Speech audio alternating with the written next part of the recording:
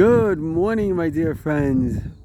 Broadcasting live from Tzfas, the holy city. And right over there you can see Meron. Everything in the universe has an inner and an outer dimension. We, in a certain sense, also have an inner and outer dimension. Our perception of reality is really the outer dimension. Our very essence, our life force, our soul, our joy. Somebody once said to the Rebbe that he's living, but he's very sad. The Rebbe said, that's not living. Living is synonymous with joy, with enjoying, with being happy that you're alive.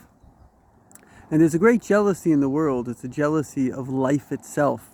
The entire craziness of this militant zombie cult, the woke movement, is effectively, as a very, very, very great Harvard professor told me, it's what we call nihilism. It's a hate for life itself. And that's why everything that celebrates the opposite, whether it's an abortion, whether it's in killing elder people, whether it's literally in supporting terrorism, whether it's in the destruction of capital, all the things boil down to a self-hatred. It's basically a happy person seeks for more life.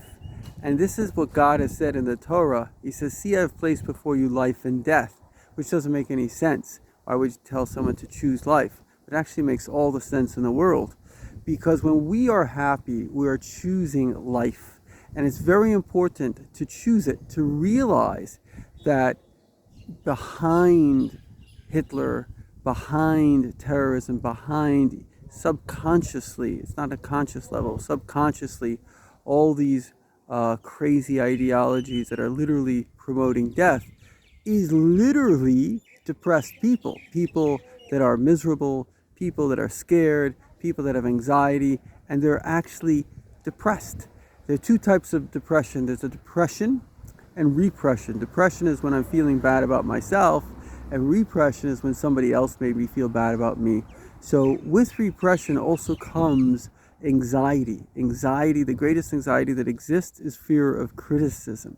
And so a person, I've been there myself, that's repressed, not only are they somewhat depressed, but they're also living in a way where they're always kind of, we call it perfectionism, always trying to be, not to say a perfectionist is always depressed, but there is a difficulty, there's an anxiety related to it because it's a fear of criticism.